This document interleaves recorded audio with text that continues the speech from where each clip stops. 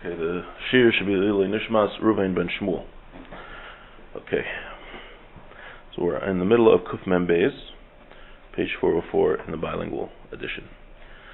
And we're talking about the different levels of justice that Hashem deals with the world. Right, we learned about the Midas Hayichud, that's Hashem directing the world to its final conclusion. And we're also learning now we're focusing on God's attribute of justice. And we're going to learn that the way God administers justice through different time periods of the world is different. The way God administers justice and, we'll say, reveals himself now is not the same the way he did it when there was a Beis HaMikdash. And it's also not the same how it will be after Mashiach comes. So he's going to go through different levels of how the divine justice interacts with the world. And, okay, so let's start. Amar HaSeichel, says the intellect. V'hinei, Keshenidaktik al kol hamatzavim hamischalfim ba'olim be'inyan gilui mishpato zayizbarach o hastero nimtzayim behadragim usudarim b'seder gadol. When we look in all of the different situations that happen in the world, and with regard to Hashem's revelation of his justice, or his hiding himself, we find that they were all put in a very orderly order, we'll call it. They were put in a very fine order.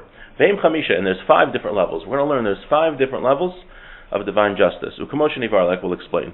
V'tira osam echad echad bizmanehem. We'll see each one in its proper time period. Shahayu v'shiyu ad sof shleimus shel olam shielas lavo. What they were, what they will be, until the total completion of the world. So these 5 levels, and they conclude with the completion of the world, when the world reaches its final goal. And that's the 5th level of justice. Hine, Hazman Arishon. So we're going to start with the first level. The first time period, Hayakol Shnei Halafim Shel Tohu. There's something called the 2,000 years of void. That was the beginning of creation, the first 2,000 years of creation. So the year 0 to the year 2000. And they were called years of desolation, years of void. Ubifrat Begalus Mitzrayim, specifically during the exile of Egypt. That's when we see this attribute most openly. V'hainu shezehu zman she'akel baruch hu mistatel lagamar me'olamo. This was a time when God, so to say, hid himself completely from the world. Ki'ilu chas v'shalom azav Hashem es aretz. Like that Hashem kind of gave up on the world. That's what it appeared. Obviously he didn't, but it appeared that way. Eino roa v'shomea ma'aseh b'nei adam. It appeared that he didn't listen and didn't care about what people did. V'aznikar she'ein midas hamishpat poeles ba'olam klal. And this was a time when the attribute of justice was not apparent in the world at all. Meaning Hashem did not use his attribute of justice during the first 2,000 years of creation, it sounds like. That people just did whatever they wanted without any punishment. Elahi rak ru'uyilios. Rather, it was only something that was fit to happen. Umitztarechos l'matzios olam, that was needed for the creation of the world. U'bechuyevas min ha-seder shesider ha'adam baruch hu es hanhagaso. Shari ba'avaso es nivra'av hu mashkif umizbonin kiviyachal aleihem. Ladas malasus lehem levim al tikun shalim. Avnam ena el mechashe v'lo osek. He master hu es mishpato hamasukan umaniach ha'olam b'tovavo. However, at this time, even though Hashem wasn't using his attribute of justice and wasn't punishing the wicked, nevertheless he was, so to say, thinking of how to bring the world to its final completion. But that thinking was only something that was in his machshava, in his mind. Obviously God doesn't have a mind, but everything we're talking about here again is a metaphor. In God's mind, but it wasn't something that he actualized. So when it came to the actual bringing justice to the world, God didn't do anything practically. It was only something in his mind that he thought of, how can I bring the world to its final completion. Okay, now the neshama, remember this whole book is a conversation between the intellect and the soul. So now the soul is going to have a question on what the intellect just said. Amar haneshama, ani tzreich lekanis b'toch tvarech v'yishal yizbabel darish b'daiti. So I have to ask you an important question. I have to interrupt you so I can understand something. He says, you repeated something that I really don't understand. Amar HaSeichel, says the intellect. Umazeh, what is this?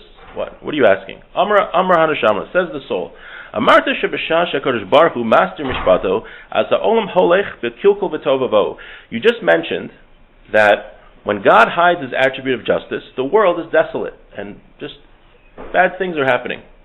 Amar nali achas mishnayim. Look, now, to me, it has to be one of 2 possibilities that's happening at that time.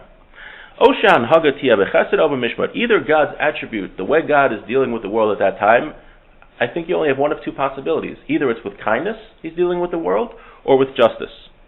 Now he's going to speak out his question. Imhan hagahi b'chesed, if God's attribute is with kindness, imken yeh tov lakol, it should be good for everybody. If we would say that God's dealing with the world with kindness, then everything should be great.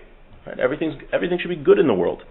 And there should be no evil whatsoever.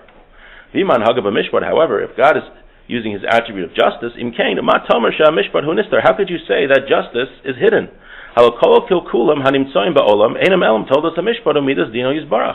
Everything that's lacking in the world, you said earlier, comes about through Hashem's attribute of justice. And this happens because of one of two reasons. One, as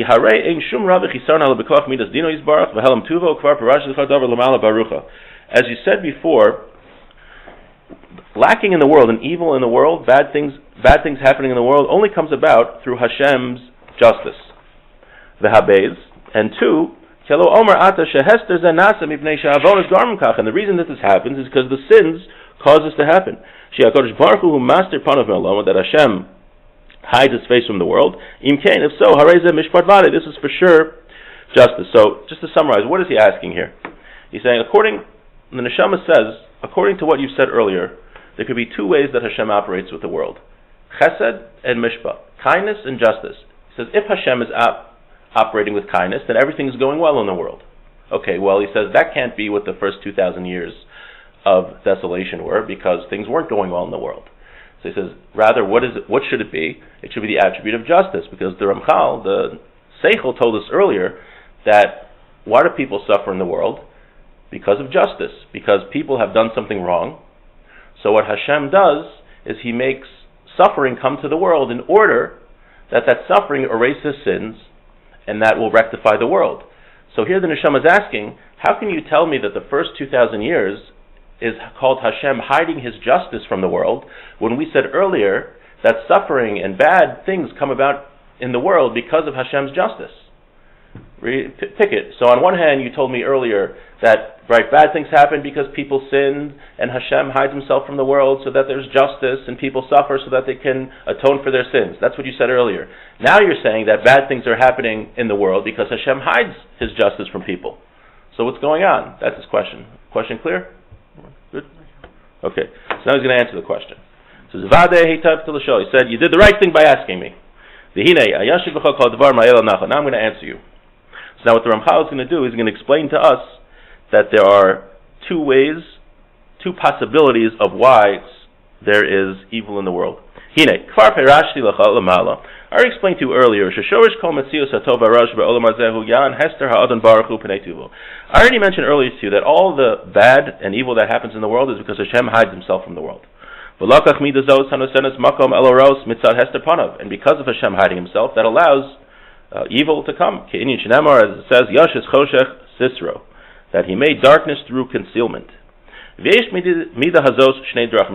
Now, Hashem hiding himself and evil coming into the world, that has two possibilities.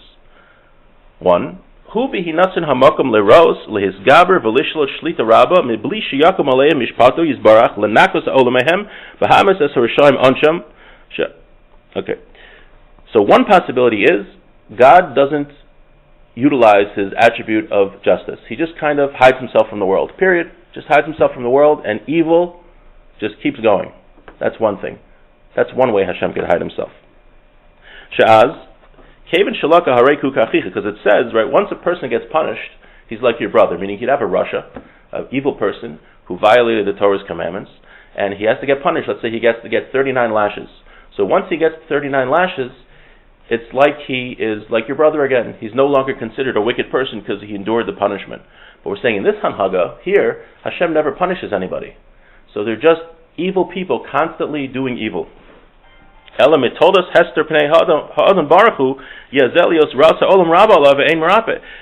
Hashem is doing here, he's not punishing anyone. He's kind of just hiding himself from the world, and he's letting the evil people do what they got to do. And there's no rectification on the world. That's the one way Hashem could deal with the world. The second way, is also dependent on Hashem hiding himself. However, it's a hiddenness of Hashem which is actually good for the world. How do you have a hiddenness from Hashem that's good from the world? That's good for the world. That's when Hashem activates the means of justice. Through justice, it cleanses the world from evil. But it's not through an attribute of kindness where Hashem just erases sins without any suffering. But rather, Hashem erases sin through justice, which causes evil to go from the world. And how does that happen? Through punishments. Until we get to the future when Hashem will just erase punishment through kindness. The only way that Hashem gets rid of sins is through justice. So now the Ramchal is going to clarify. When I tell you that Hashem is operating through justice, Ratzoni Lomer means to say,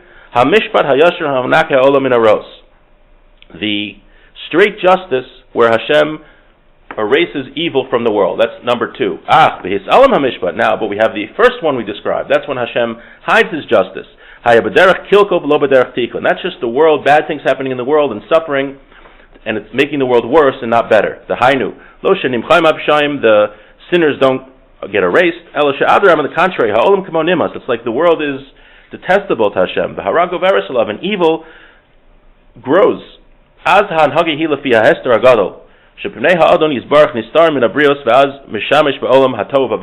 he says that's what's called tohu vavo. That's what's called desolation. So again, there's 2 ways that's that... Terrific. What? That's horrific. Right. So there's 2 ways that Hashem hides Himself from the world. There's one way He hides Himself that's good for the world, and one way that's bad for the world. The way that's bad for the world is called tohu. That's called desolation. That's the first 2,000 years of creation when the Jews were in Egypt. It seemed that Hashem totally just abandoned the world. Obviously He didn't. We said even at that time He was thinking of ways to rectify the world. And then there's a second way that Hashem hides Himself that's actually good for the world. That's called mishpat. That's called justice. That's when suffering happens to the world and punishments happen so that the sins can be erased and cleansed, that the world can be rectified. But the first period of time we're talking about with Hashem's justice, that was called tohu. That was worse. That's when the suffering that happens and all the evil doesn't rectify the world. That's just because Hashem, so to say, abandoned the world. So we're still in the middle, actually, of the first level, and then he's going to finish the first level, and then we're going to the second level, third level, and fourth level, and finally the fifth level. We're going to see in each